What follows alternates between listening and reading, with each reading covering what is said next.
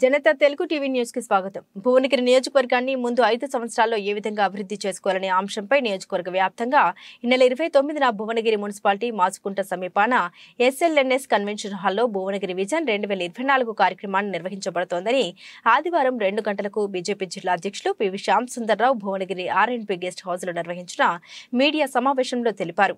ఈ కార్యక్రమంలో నియోజకవర్గ వ్యాప్తంగా ప్రతి ఒక్కరూ పాల్గొని భువనగిరి నియోజకవర్గంలో ఉన్న వివిధ సమస్యల్ని కార్యక్రమ దృష్టికి తీసుకువచ్చి అభివృద్ధికి కృషి చేయాలన్నారు.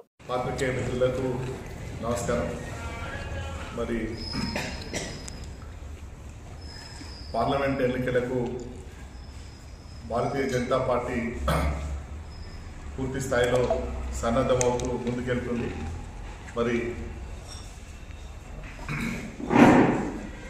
మరి తెలంగాణలో 17లో 16 గెలిచే విధంగా రాష్ట్ర పార్టీ అటు సెంట్రల్ పార్టీ కార్యాచరణ సిద్ధం చేసుకుని ముందుకెళ్తున్నాయి. మరి వివిధ దశల్లో ప్రజల్ని కలిసే విధంగా ప్రజలతో మమేకమైతూ ప్రజా సమస్యలను తెలుసుకొని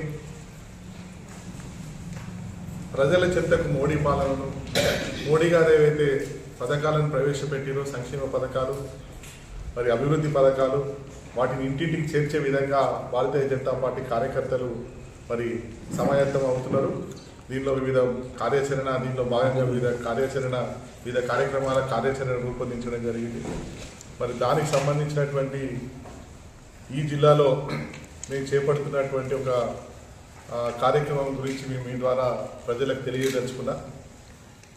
విజన్ భువనగిరి 2024 అంటే ఈ ప్రాంతంలో ఉన్నటువంటి సమస్యలు ఏవైతే ఉన్నాయో వాటిని కేంద్ర ప్రభుత్వ సహకారంతో మోడీ గారి నాయకత్వంలో మరి ఏ విధంగా పరిష్కరించుకోవాలి, ఎలాంటి సమస్యలను ఎన్నుకోవాలనేది ప్రజలతో మమేకమై ఇక్కడ ఉన్నటువంటి ప్రతి ఒక్కరితోటి చర్చించి వారిచ్చిన సూచనలు సలహాలు తీసుకొని ఈ ప్రాంతానికి సంబంధించినటువంటి విజన్ రూపొందించాలని ఒక వినూత్న కార్యక్రమాన్ని మేము చేపట్టడం జరిగింది. దీనికి సంబంధించినటువంటిది ఈ నెల 29 మరి డిసెంబర్ 29 రోజున ఉదయం 10:30కు ఎస్ఎల్ఎన్ఎస్ కన్వెన్షన్ సెంటర్లో మరి దాన్ని ప్రారంభించడం జరుగుతుంది. ఆ కార్యక్రమాన్ని 10:30 నుంచి 1 గంట వరకు ఆ కార్యక్రమం ఉంటుంది. ప్రజలందరినీ అక్కడికి ఆహ్వానిస్తున్నాం. వివిధ రంగాల ప్రముఖులని సేవా రంగం నుంచి కానీ, అటు ఎడ్యుకేషన్ రంగం నుంచి కానీ, రైతుల నుంచి కానీ, మహిళా సంఘాల నుంచి కానీ, ఆ విధంగానే కుల వృత్తులకు సంబంధించినట్టు చేతి వృత్తులకు సంబంధించినటువంటి కానీ, ప్రొఫెషనల్స్ని కానీ, అడ్వకేట్స్ని కానీ, టీచర్స్ అలా ప్రతి ఒక్కరిని పిలిచి వారి దృష్టిలో ఉన్నటువంటి సమస్యలను కేంద్ర ప్రభుత్వం ఏ విధంగా వాటిపై దృష్టి పెట్టాలి, వచ్చే 5 ఏళ్ల కాలం పాటు ఏ విధంగా కలిసి పనిచేయాలన్న ఒక మేనిఫెస్టో లాంటి విజన్ డాక్యుమెంట్ని మరి తీసుకురావడం జరుగుతుంది. ఆ చర్య ద్వారా మరి దాన్ని ప్రతి సెగ్మెంట్లోనూ విస్తరించే విధంగా దీన్ని పైలట్ ప్రాజెక్ట్గా తీసుకొని చేయడం జరుగుతుంది. దీని ద్వారా మేము రాష్ట్ర పార్టీ ద్వారా కూడా దీన్ని మరి ప్రతి సెగ్మెంట్లో జరిగే విధంగా దీన్ని రూపొందించడం జరుగుతుంది. మరి మీ ద్వారా నేను వివిధ రంగాల ప్రముఖులకు చెప్తా ఉన్నా. ఎస్ఎల్ఎన్ఎస్ కన్వెన్షన్ సెంటర్ ఉందో డిసెంబర్ 29 రోజు ఉదయం 10:30కు వచ్చి మీ అభిప్రాయాలు, ఇక్కడ ఉన్న ప్రాంత సమస్యలపై ఏ విధంగా ఈ ప్రాంతాన్ని మనం అభివృద్ధి చేసుకోవాలనో మరి మీ సూచనలు ఇచ్చినట్టయితే దాన్ని తీసుకొని ముందుకెళ్తామని తెలియజేస్తా ఉన్నా. మరి ముఖ్యంగా మేము గమనించినటువంటి సమస్యలు ఈ కార్యక్రమం భువనగిరి అసెంబ్లీ సెగ్మెంట్కి సంబంధించినటువంటి కార్యక్రమాన్ని చేపడుతున్నాం. తర్వాత మిగతా సెగ్మెంట్లన్నింటినీ కూడా మరి కార్యాచరణ చేయడం జరుగుతుంది. మరి ఈ సెగ్మెంట్లో ఉన్నటువంటి ప్రధాన సమస్యలు మేము గుర్తించినవి, మూసీ నది ఏదైతే పొల్యూషన్ ఉందో దానికి సరైన పరిష్కారాన్ని కనుగొనాల్సిన అవసరం ఉంది. మరి ప్రక్షాళన చేస్తామని ఎప్పటి నుంచో చెప్తున్న గత ప్రభుత్వాలు చెప్పినాయి.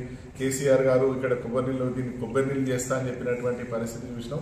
అంతకుముందు ఉన్నటువంటి కాంగ్రెస్ ప్రభుత్వాలు కూడా దీనిపై చిత్తశుద్ధి లేకుండా ప్రక్షాళన చేపట్టనటువంటి పరిస్థితి చూసినాం.